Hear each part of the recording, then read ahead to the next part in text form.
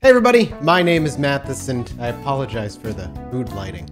It's 2 o'clock in the morning. If I don't get this recorded now, this video won't be on time, so you're stuck with bare minimum lighting Mathas because it's 2 in the morning.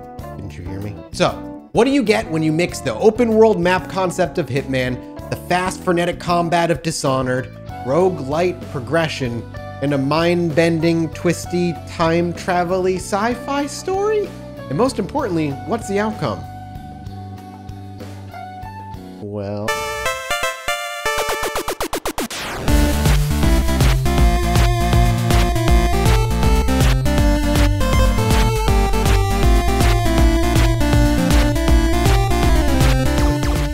Deathloop on the surface seems like a hodgepodge of different gameplay elements pulled from different genres that when initially looked at, don't seem like they'd go together right away.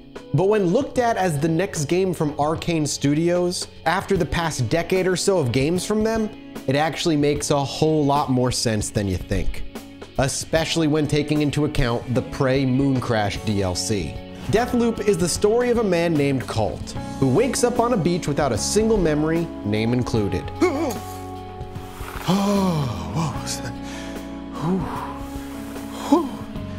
That was one ridiculous nightmare. But shortly after seeing floating words in front of him, a brief radio conversation, and a whole lot of WTF, we learn that our main character here is stuck, both physically and temporally. Physically, Colt is stuck on an island filled with people who just want to kill him. Temporally, because these people are trying to kill Colt for breaking their one-day time loop where they can do anything they want, consequence-free. And more confusingly, it seems like Colt initially arrived on this island willingly and fully aware of what was happening. Whatever the case, Colt wants to end the loop permanently. But before he can end it permanently, the loop is gonna reset. And there are two ways it's gonna happen. One, prematurely, when Colt gets killed. Or two, when you run out of time in the day. If either of those happens, time resets right back to that morning and you start all over again. For the sake of excellent characters, amazing voice acting, and really not wanting to spoil an ounce of the fun of the plot laid before you, I'm gonna stop there. I'm also gonna keep the footage within the first couple of hours of the game since a lot of chatter tends to happen through the game, and I don't want the subtitles to accidentally spoil any big twists. And really, it's what Arcane does with this premise that matters, no matter how good the story might be or not. And yeah, it took a little over an hour for the game to really lay out all its interesting layers and mechanics, but once it reaches down and fully unhooks its leash from your collar, Deathloop shines. The gameplay loop is straightforward. The island you're thrown onto is separated into 4 separate open maps. And since you're unfortunately a slave to time, whether it's under your control or not, you also only have a single day to work with. In order to break the time loop permanently, you have to kill 8 visionaries. Powerful people, dignified folk who more or less rule over this island in some fashion and are scattered across the 4 maps. And each visionary killed puts stress on the time loop and things get harder. NPCs become more prepared, ready, and waiting for your arrival as you knock each one out, making infiltrating that much more difficult as the day progresses. If you're able to kill all 8 in a single loop, or day, the loop can be permanently broken. Simple enough on the surface, but remember, you're stuck with 1 day's worth of time. Every time you head into a map and eventually leave it, a chunk of that time passes.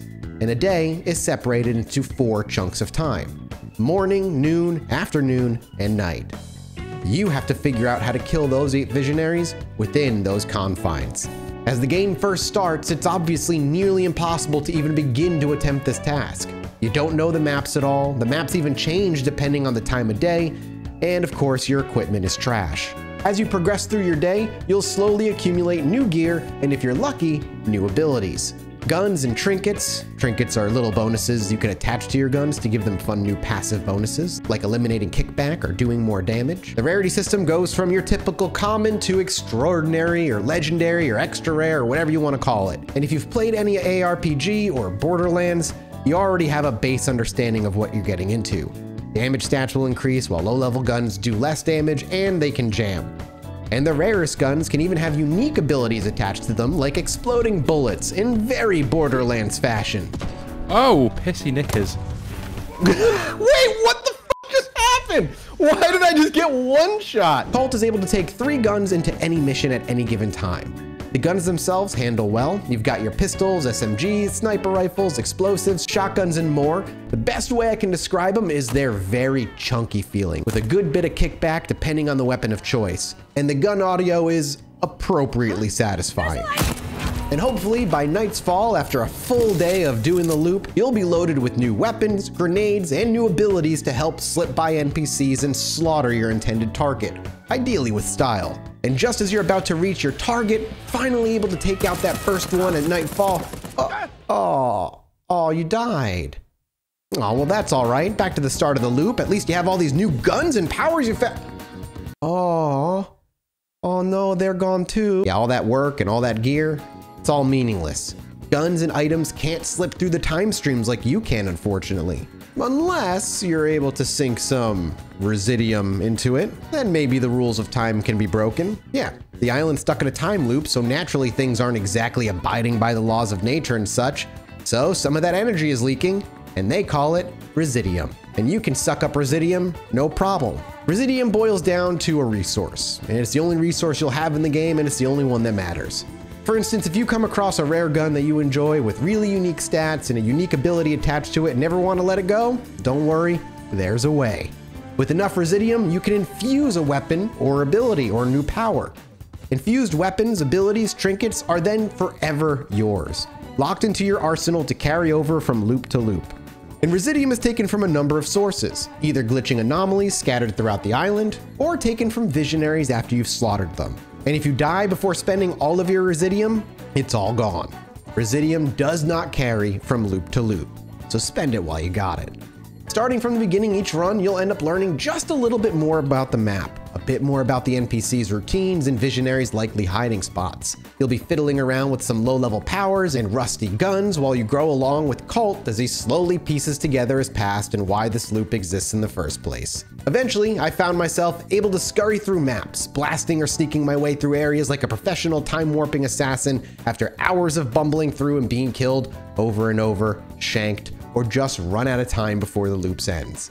I'm confident each piece of this bizarre action-packed roguelike soup wouldn't work as well as it does in nearly any other circumstance, but this unique setting and time puzzle goal that Arcane has put before you of figuring out the best order to take out each visionary before a day ends brings these seemingly disparate gameplay ideas together so tightly, I don't see how they could have made this game any other way. A lot like Hitman, you'll be exploring the maps thoroughly. As you explore, you'll learn more and more about the island, its inhabitants, what exactly is going on, and more importantly, the secret lives of your targets, presenting weaknesses that you didn't know hours ago, like finding out 2 visionaries are having an affair and sneaking off in the middle of the night on every loop.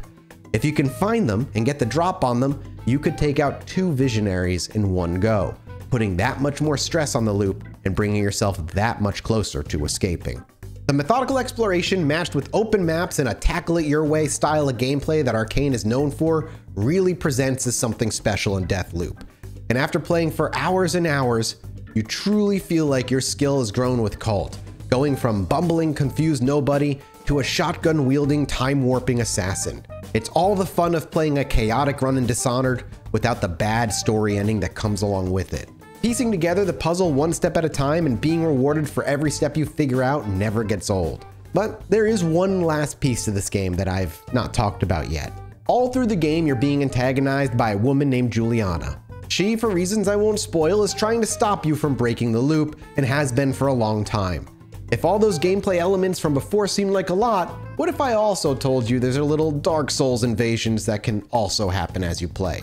Throughout your game, you can set your status to online or offline. If you choose online, friends or strangers, and you can specify, can invade your games as Juliana. When they arrive, all exits lock down until Cult is able to hack them open, all while Juliana, with powers of her very own, is chasing you down. If you happen to kill her, she'll drop a load of residium and one of her abilities. But if Juliana wins, you'll be sent back to the start of the loop, and the Juliana player earns some points to rank up, unlocking new and fun gear for her to toy with Cult as she hunts him, like the ability to swap appearances with an NPC so you can blend in with the crowd and an NPC can take the heat if the player sees you. It reminds me a lot of Souls mixed with an old Assassin's Creed multiplayer. Similar ideas condensed into a tight 1v1 action-packed experience. It's a very interesting and fun diversion that honestly, I'm not sure how much time I'll spend on it. I was able to test it out with Dean and there was certainly a little lag, but we also live across the ocean from each other, so it's hard to tell if it's on the game or on our internet connection. If anything, booting up to invade some players for the first week or two that this game launches will absolutely be a fun diversion for those looking to take a break from the main storyline. At the end of the day, I'm confident that Arcane has another hit on their hands. The amazing characters, fun kinetic gameplay, satisfying progression, and interesting multiplayer has hooked me. I dumped over 12 hours into this game in about 2 days, if that's any indication to how much I was hooked from moment one. If you've loved what Arcane has done in the past, this is simply the next evolution to their long line of successful games. How was that? Do it again. Hey everybody, my name is Mathas and I apologize for the mood lighting. It's 2 o'clock in the morning. If I don't get this recorded now, this video won't be on time, so you're stuck with bare minimum lighting Mathas because it's